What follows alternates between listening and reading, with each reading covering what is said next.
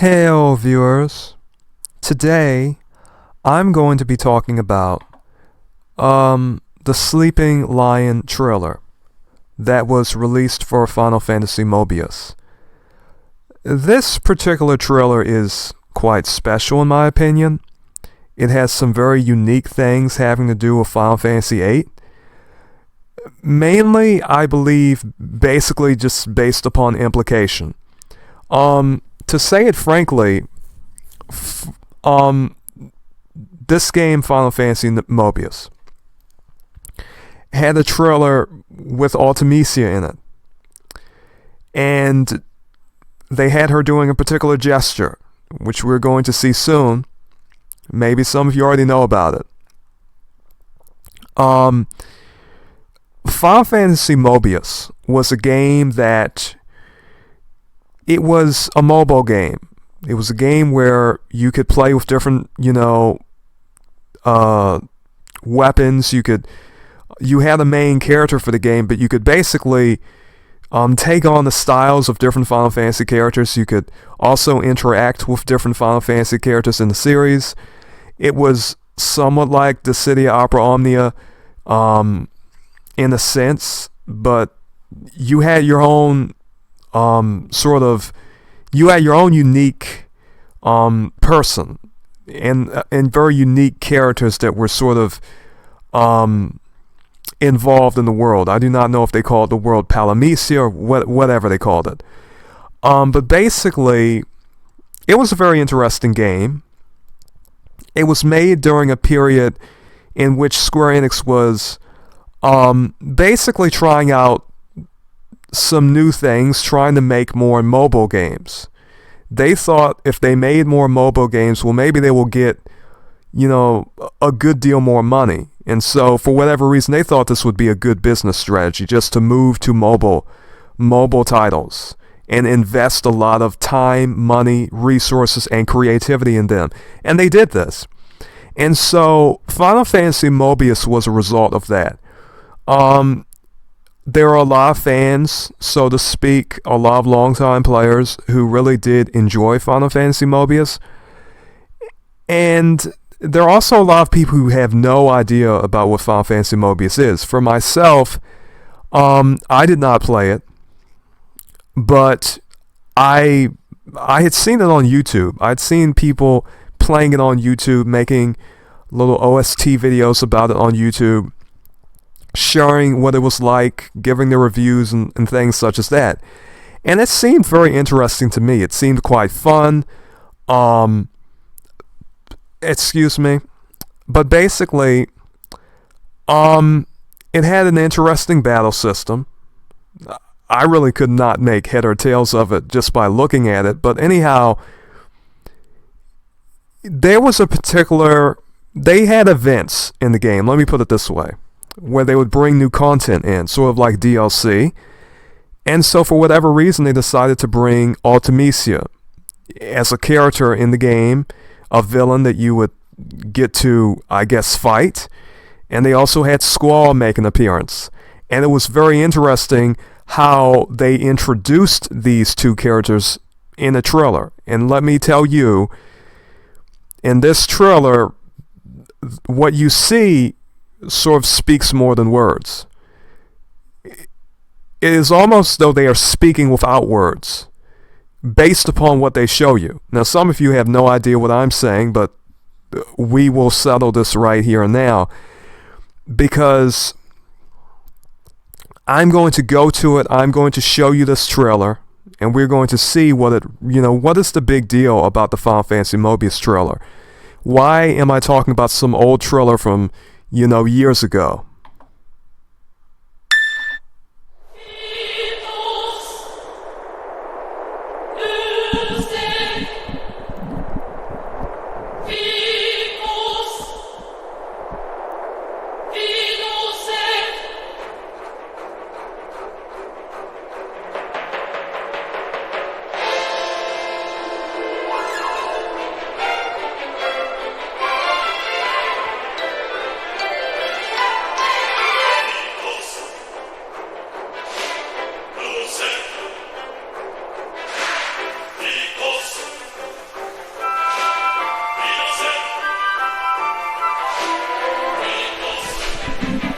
Okay, let me stop a little bit. You clearly saw the gesture that the only person we know who does that gesture is Rinoa. But right now I just want you to just see through it. I have no idea if Square Enix would do copyright stuff, but basically, if I say a few words here and there, I probably will be safe.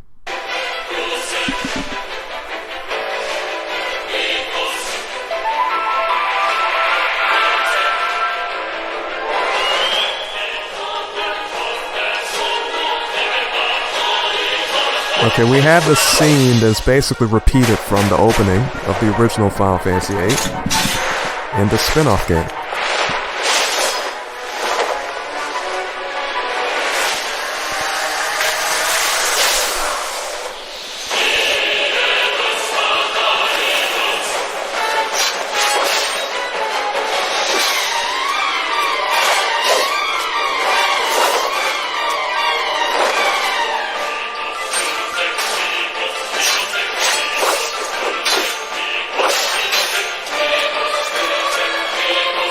I kind of wish Wow,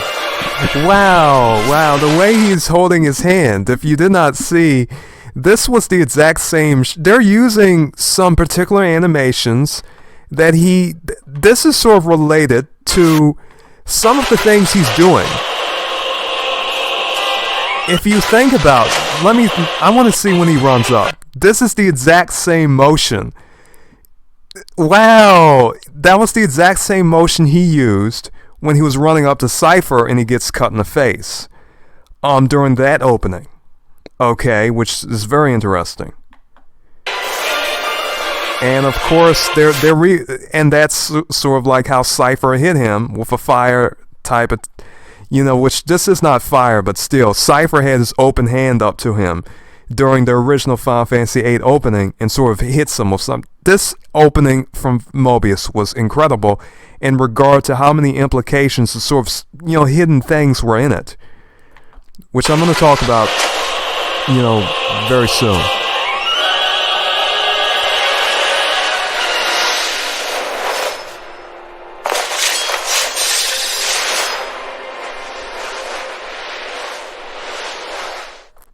Very interesting trailer, I have to say. For the people who are probably playing this was probably something quite exciting. Let me just put it that way. For the people who were playing that game, to see something like that, if you are like me and you played the original Final Fantasy VIII, and you are thinking about the implications of what this trailer had actually showed. For instance, what is Ultimecia doing? Ultimecia is dancing. Why is Ultimecia dancing?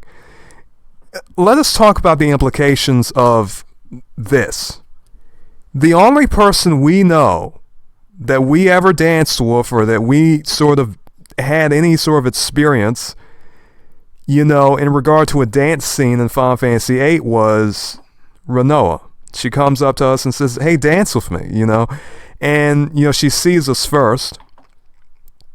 But I suppose we should talk about, that, as well as the fact that when she's sort of done with this little twirl, she decides to do this gesture.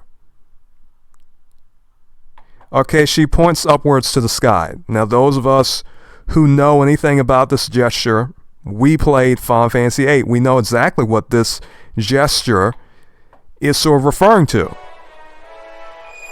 This was the scene.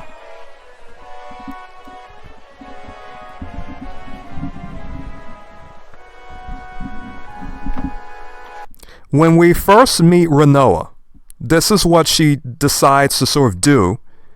She points up to the sky because she saw a shooting star, and she's sort of trying to get our attention. She's trying to get Squall's attention. She points up to the sky, like, "Hey, that's a star, a shooting star." And what is Ultimecia doing?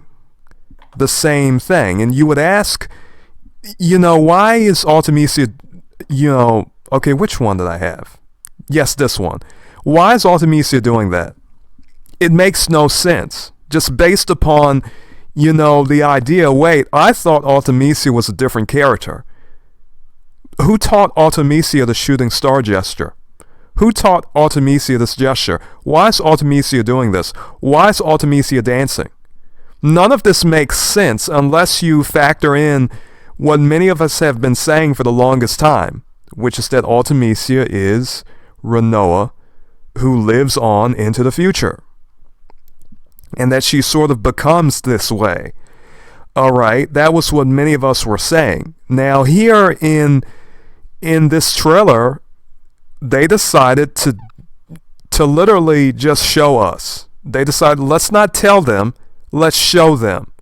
And anyone who wants to believe it can, and anyone who does not want to believe it does not need to.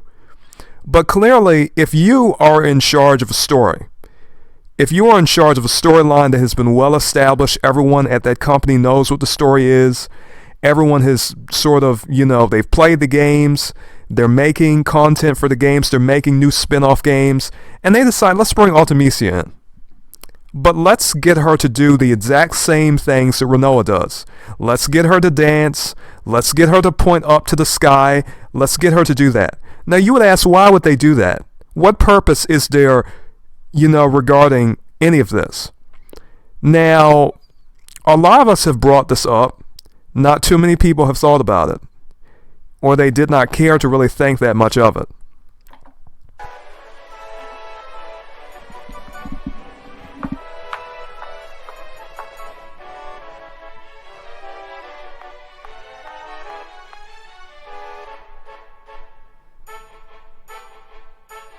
Okay, and of course this was when we first met Rinoa. That's when we first met her. Alright, this is sort of a, we have original and we have remastered. And goodness, the remaster sure did pick those graphics up a high degree. Although I am, more... I have good memories of the original. That's one of the reasons why I keep footage of the original game and I play the original game personally. The remaster is fine, but excuse me, it just is not to my taste, personally. So anyhow, as we can see, this trailer was quite significant. And I have to say, when we look at Squall's eyes, now, if you remember what the particular purpose of sort of her making a gesture was, she does the gesture and she gets Squall's attention. And she comes right over to him. Okay. Now, what you are really seeing is them basically, in a sense... what you are seeing is them, in a sense, replaying certain things from the Final Fantasy VIII story, retelling them to you, but they're doing things in a different way. In other words, the things that Rinoa does, like dancing and pointing up to a shooting star, pointing up to the sky, which, is something that is sort of the trademark gesture of Rinoa. I call it the shooting star gesture.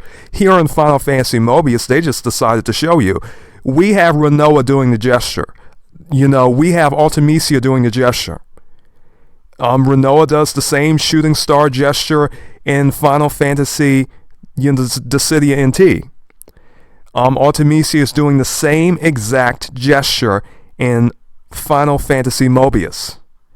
Now, I would have to say that difference is only discernible by comparison. We compare and we contrast. That is my method of narrative logic. If I am trying to analyze parallels in the story and see what type of message a story is trying to present me, I have to compare things that are similar, things that are different, and I have to ask the question, why ever would Rinoa and Ultimecia be doing the same gesture in two separate spin-off games? This does not make much sense. When we look at the original game, we see the same gesture.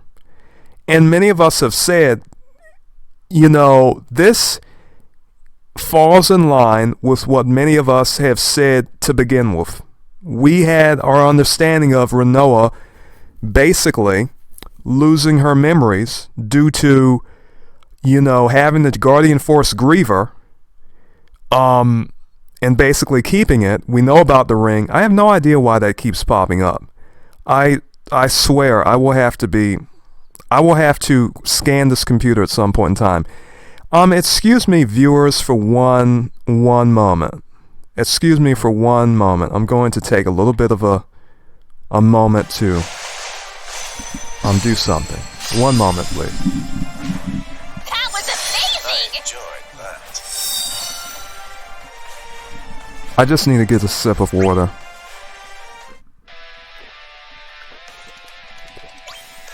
Alright. So anyhow,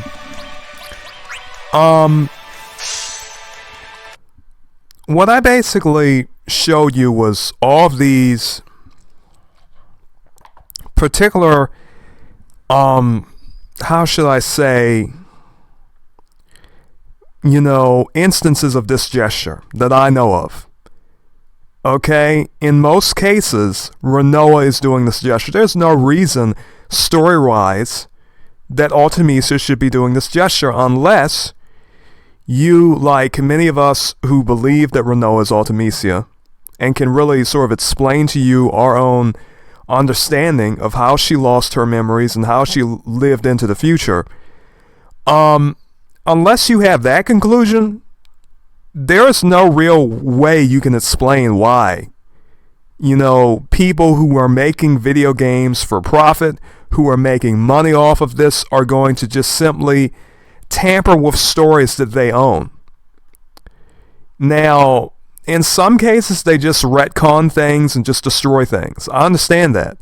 I mean, we can look at Dissidia Opera Omnia and talk about that too. But before Dissidia Opera Omnia was released, we got that trailer, the Sleeping Lion trailer for Final Fantasy Mobius, and it was very obvious that Ultimecia is not doing something that Ultimecia ever did in the original Final Fantasy VIII game, and we have no reason to believe, that she would do it.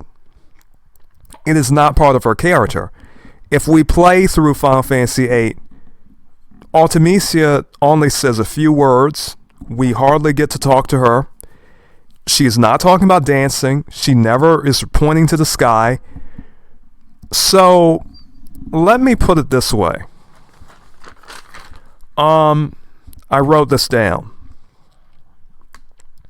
If we come to an esoteric conclusion, we have to require a belief in a hidden element. In other words, if you believe that there were people who wrote a story or who wrote a narrative, and they hid something in the narrative, and they did this intentionally, and they decided to include a whole bunch of parallels and many different other things so that you could look at things and you could say, wait, this does not make sense. Wait, why is, it is interesting that both sorceresses, had wings. They both had a relationship with Cypher. Rinoa knows about Griever. Ultimecia knows about Griever. Okay, and we could just go down the list of things that seem to be a little weird. And we could say, wait, something is strange about this story. And we could say, it seems like Rinoa and Ultimecia are connected. And when you see this Sleeping Lion trailer, a lot of people who did not see what many of us were talking about, even in some of those old Dissidia games where we had, a particular Dissidia game, where Ultimecia literally tells Squall, shall we dance? Oh. Shall we dance? And you would say, why would they go through the trouble of doing something like that, as well as showing Ultimecia using a gesture that is related to Rinoa? Why would you do that if, Ultimecia is a separate character with her own identity? In other words, we would ask this question. If Ultimecia is a separate character with her own identity, Why is it so in the spin-offs? You cannot come up with any other, these are the ideas you have, getting, Ultimecia to dance, getting Ultimecia to do gestures, to do a gesture that is Rinoa's gesture. Rinoa is the one pointing up at the sky. If we play Final Fantasy Dissidia NT, both Rinoa and Ultimecia have the Apocalypse HP attack. And it is interesting that Rinoa gets that particular attack as her second HP attack, and Ultimecia gets that, HP attack as her last. But nonetheless, they both have Apocalypse. They both can use it. In Dissidia NT. That is a very, we can explain that off if we want, but in Final Fantasy Mobius, this is not something that, they even just sort of said outright. They just sort of pointed out, or not necessarily pointed out, but they gave us a gesture. They spoke without words. They used symbolism to speak. So if you believe a story has a hidden element and people are trying to intentionally hide something, well, it makes sense they would do little things that would indicate something, but they wouldn't outright tell you. All right, and for many of us who played Final Fantasy VIII, we kind of felt that way. We're kind of thinking, why is Rinoa saying that she loved Cypher at one time? And we're just saying, that's weird. Cypher is a bastard. Why would you love him? And then we get to Ultimecia, and she's just a big jerk. She's, we're like, wow, why is Ultimecia so evil and just such a horrible person? And, I'm thinking, what in Rinoa could like Cypher? You would think, wow, Rinoa's such a pleasant young woman. Why would she get in a relationship with this guy who's an obvious douchebag, so to speak? But she did. And so that, that begs some questions. Okay. Excuse me for one moment. I will be back in a few seconds.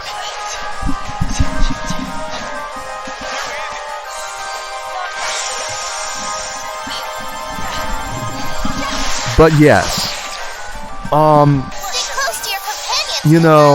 I think about these things often.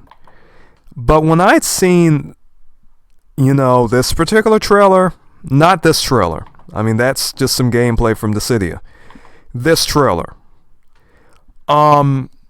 My doubts were gone. I said, no, excuse me, in my opinion, that really is a major hidden thing in Final Fantasy VIII. The fact that they're showing you, and I'm thinking, wait, Final Fantasy is a big franchise. Final Fantasy is a major, product for Square Enix. Why would you portray Ultimecia in this way, where you're so blatantly sort of showing us where, her doing the shooting star gesture? She has no reason to do it. She has no reason to be dancing around like this. Ultimecia was a very unpleasant person when we met her. And yet in these spin-offs, it's almost as though she's acting different. And it's almost as though, wait, what are you telling us? Now, if you believe that Final Fantasy VIII was a game that sort of built upon a lot of Final Fantasy VII's narrative mechanics, in other words, where they could hide things in the story, and, Final Fantasy VIII was sort of the consummation of that type of storytelling, where basically, in Final Fantasy VII, you're going around, you're meeting Sephiroth, you think that's the real Sephiroth. You're saying, Sephiroth keeps meeting me, it's like he's not dead yet, and, whatnot. And then it turns out, this whole big revelation comes out where, hey, you're not Zack. You're Cloud, or, you thought you were Zack. You thought you were a first-class soldier. You really weren't a first-class soldier. Zack, he died. You got his sword. You somehow built your personality around Zack, and your memories are sort of messed up now. Okay? And that whole subtext was what you may call, in a sense, esoteric. But the thing about Final Fantasy VII is that all of those secrets, all of those hidden things they revealed. In Final Fantasy VIII, many people like myself have been saying this, there are secrets in that story. but you will not understand them unless you look at parallels and say, wait, this is hidden anyway. It's not going to be outright told to us in the story. You can say that about Final Fantasy VII. You cannot say that about Final Fantasy VIII. So when you see things like this is like the developers sort of saying, hey, we haven't forgotten about you players who figured out the mystery of Final Fantasy VIII. We know you did. You figured it out. You understood that Rinoa was Ultimecia. You know what? We're not going to spoil everybody else's fun. You know, they can think what they want to think, but guess what? We have this for you. You know, here's your babe Rinoa doing a shooting star gesture. I mean, they knew what they were doing. They really did. And they decided to just outright show us. Okay? And it was an amazing thing. You know, if you look at this opening closely, you can see where they're incorporating aspects of the opening scene in Final Fantasy VIII. The geniusness of the opening scene of Final Fantasy VIII is this.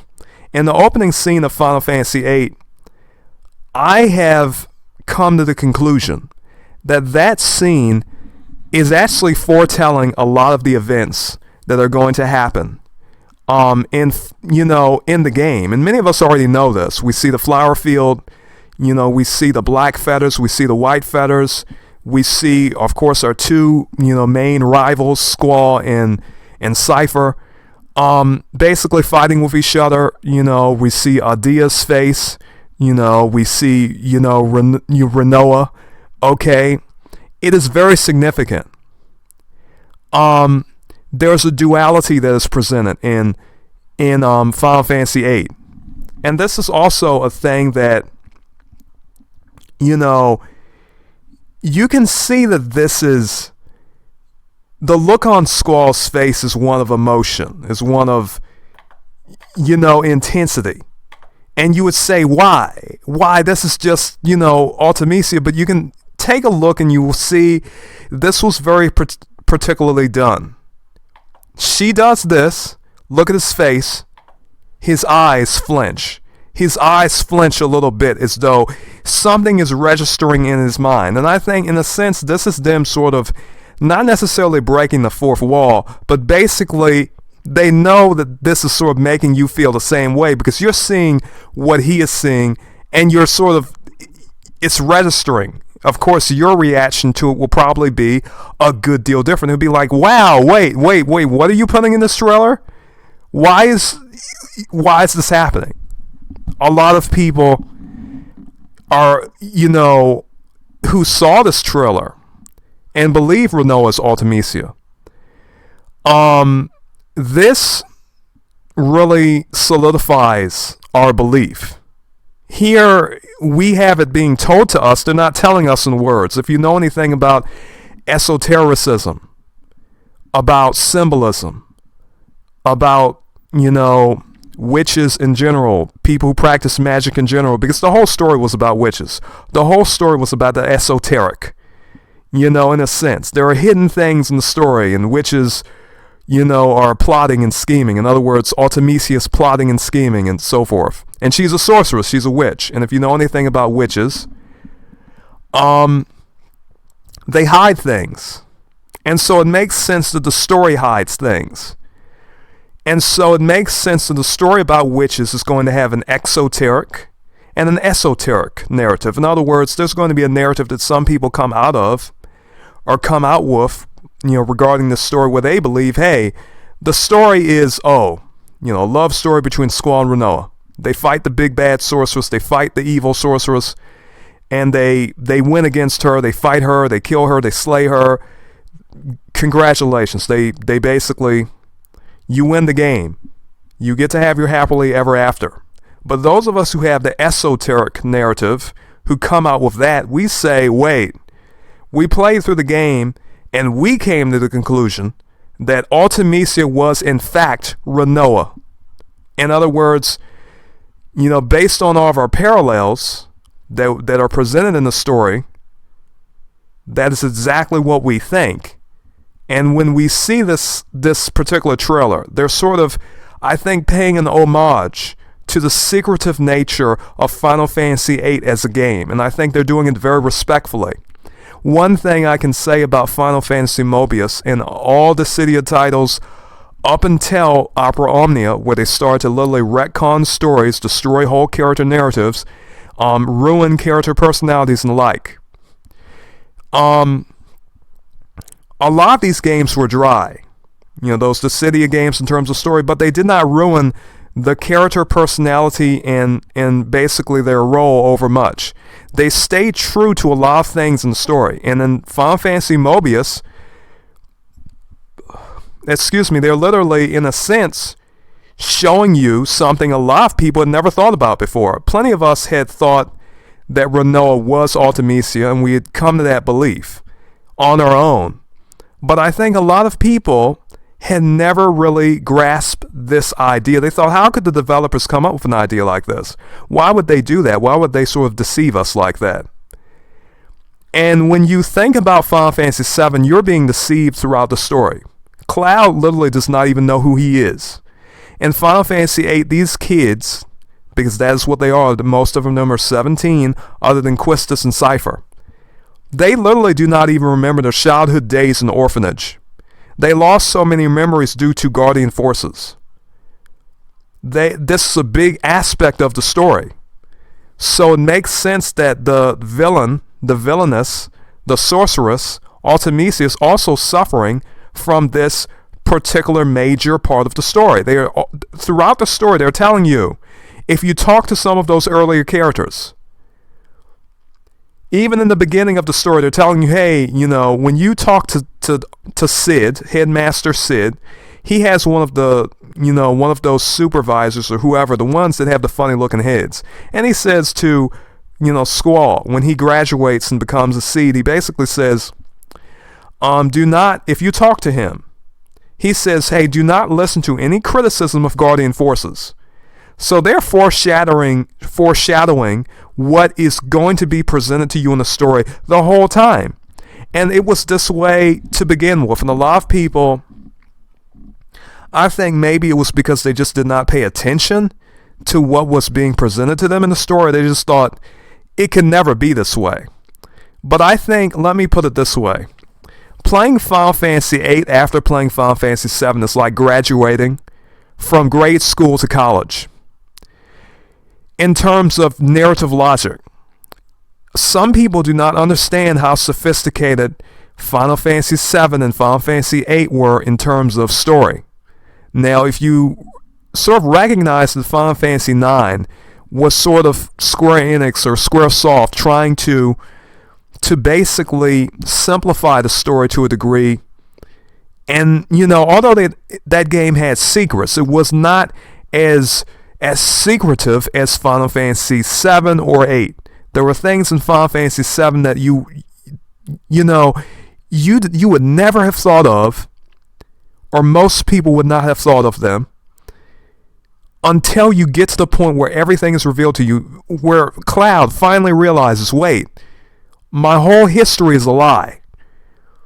You have Squall and all of the orphans realizing, wait, we actually do not even remember our childhoods. We actually do not even recognize each other. Based upon the horrid effects that the Guardian forces were basically wrecking on our minds. All right? It is quite amazing. But it is something highly significant, I would say. One moment, please. I'm going to be back in a few seconds. Very sorry for this.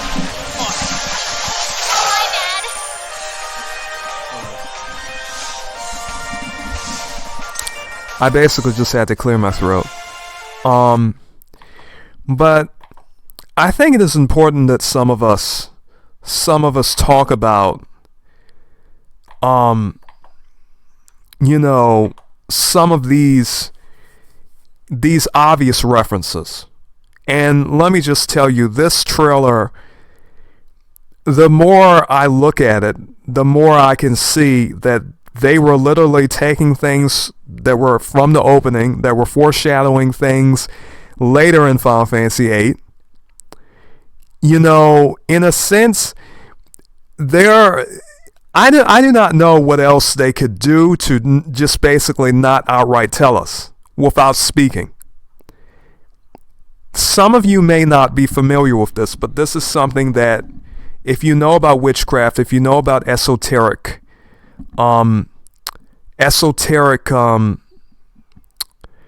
teachings and things of that nature, it is a skill very valuable to people who practice magic to basically show something without speaking.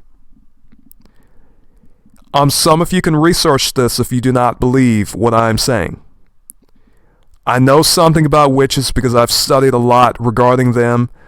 I've studied a lot regarding witchcraft and magic and sorcery.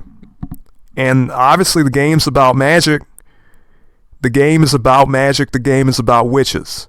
Some people do not believe that Squaresoft would lie to them, or basically, well, not necessarily lie, but hide something to them and not tell them. In Final Fantasy VII, they told you everything. They revealed everything. In Final Fantasy VIII, there was a lot that they did not reveal. And if you see the Sleeping Lion trailer, they decided, hey, if they did not figure out by now, and they've been playing the game since, they were little, let's give them something they can think on. Let's give them something they can chew on. Let's catch these folks up to speed. Let's show them who Ultimecia is. And they did it. Personally. Now, other people may say, oh, well, I can explain this, but you can't. And that is the point. You can't explain it. You can't come to us and explain this. You cannot explain it. And you can try, but it's baseless. It really is. It's just entirely baseless for a person to think, the shooting star gesture and the dancing. When we think of Rinoa, we think of these things. We really do. Now, in another video, I think I'm going to be talking about the significance of yellow eyes. If you do not know, yellow eyes are the most prevalent cat eye. In other words, most cats have yellow eyes. Okay, and of course, if you consider that Rinoa is saying in her dialogue, maybe I can be a lion too. Well, it's just like I said, some dreams do come true because she did. Okay. What can I say? What can I say? So, in regard to this, I think we will see the dance scene. We will just keep watching until the dance scene. Because, as you saw, Ultimecia's dancing. You'd say, why is Ultimecia dancing? Because Rinoa was dancing. That sort of is telling you, you connect Rinoa with dancing. Now you connect Ultimecia with dancing from the Final Fantasy Mobius trailer, Sleeping Lion trailer. Here's her literally trying to practice magic on him and say, oh, I hypnotize you. And she's joking, but you see the joke is sort of, it's connected to the whole story. These are not things you can just sort of separate, and not have them tied into the main story, because they are. So, obviously,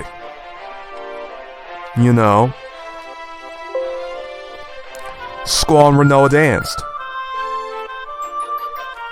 Okay. He first met her and he danced with her. You also see that in the Final Fantasy ending cutscene. If it was not obvious enough to you already. This is a very important scene in the game. Her doing the shooting star gesture. That shooting star is very important in the game. It's... Right now I have to be patient with you. She's being sort of catty there. But I have to be sort of patient with you. I have to walk you through this, because a lot of people, they've never thought about things this way. For them it was simple as, Yoshinori said no, And then Yoshinori came out and said, hey, actually, maybe. He doesn't want to be clear with you because this is a big thing for them. And they have to be very, very careful about how they talk about this, because the truth is, if you look at the game, they've been telling you this whole time. They've been showing you little things. And the fun of the story is for you to figure that out yourself. It's not for us to come and tell you, hey, she is. No, the fun of you playing Final Fantasy VIII is that you will come to the conclusion based upon what you see. And so they decided in the Final Fantasy Mobius trailer, let's show them what we wanted to convey in Final Fantasy VIII, which some of us already saw. Definitely the developers and the people who made this trailer, because they sort of knew, hey, we know what Final Fantasy VIII's about. And most people who are intelligent enough to realize what Final Fantasy VIII is about and can see the symbolism and the narrative parallels and have enough narrative logic to understand it, they know what Final Fantasy VIII is about. Let's give them something. This was for us. This was for us, alright? This was for people also who had a problem understanding us. Okay, now you can go back to the game and see all of the parallels that a lot of us were talking about over the years. And for my fellow believers who never saw this, it is a pleasure to show you this because, you know, unfortunately, this game is shut down. You cannot play it anymore. Okay? You just can't do it. One moment, please.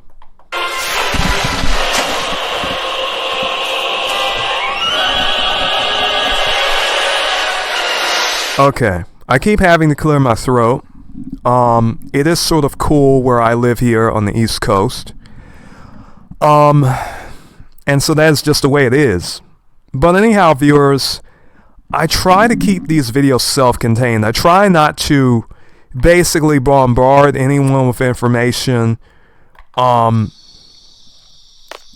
know, I try not to do that. I try to present you things, you know, in a very measured way. You know, if I do a video, I would like it to be about one particular subject. Okay? Basically.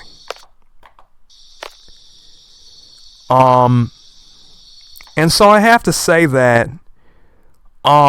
this is probably, you know, a trailer that I may come back to from time to time, you know. Maybe I will go into specifics about every instance where they're sort of referencing the Final Fantasy VIII opening and the like. But basically, I've been doing these videos for the people who have, you know, so graciously come, supported, you know, by watching the videos, by viewing, by subscribing. This was quite an amazing experience for me because I thought no one will really be interested in Final Fantasy VIII content about Ultimecia this late in the, you know, I mean, it's been years since this game was first released. Sure, there's been the remaster, but most people believe that Ultimecia is a separate character anyway. And they're not, you know, I had no idea that there were still people who were thinking like I was and saying, wait, if you come to an esoteric conclusion, that requires a belief in the hidden element. In other words, some of us believe, yes, this story was written with intentionally hidden things in the story. And Final Fantasy VII was too. But in most cases, those secrets were all revealed to us. Okay, not all of them, I suppose, but for the most part, you know, that was, you know, it's just like I've said. I think with Final Fantasy VIII, they respected us as players to not explain everything for us. And I think this is one of those mysteries that some of us figured out. Because if you just look upon this and you say, what is the difference here? Let us say we are trying to see the difference here. Rinoa is doing the gesture she did when she was in the ballroom. Ultimecia is doing the gesture that Rinoa did when she was in the ballroom. We have the original image. of Rinoa doing, the shooting star gesture, pointing up at the shooting star, and we would ask the question, why would she do this? I can understand, based upon narrative logic, a logical level, why Rinoa would be doing this. So, one image sticks out. This image sticks out, because we would say, wait, why is Ultimecia doing this? And then we are led to think, wait, this is different. Why is she doing that?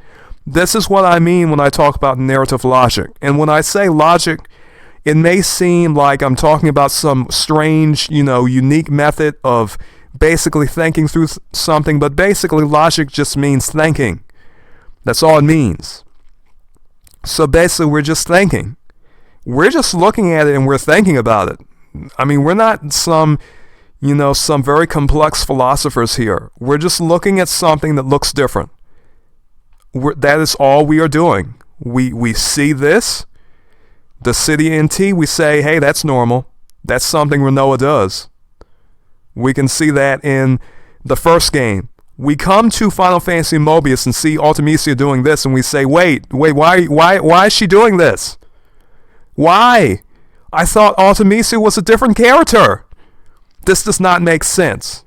So if you have Ultimecia doing something that only Rinoa does and has done in the story of Final Fantasy VIII, it is complete and it's for this set. Why is she doing it? And there's only one conclusion that we can come to. Because obviously there's no sort of, instance where Ultimecia has been taught, this gesture by Rinoa. No. At no time was Ultimecia doing this gesture. And then we have the dancing.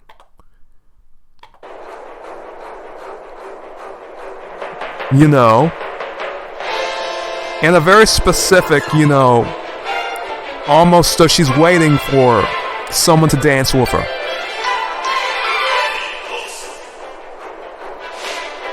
But here we have the connection between the dancing and her pointing up at the sky. Because if you remember the story of Final Fantasy VIII, Ultimecia did have dancers in Deling City. When she came as Adia and she made that speech, she had a whole parade. There were dancers there. So you would have to, and that's another parallel. Ultimecia in Final Fantasy VIII likes dancing. Rinoa in Final Fantasy VIII likes dancing.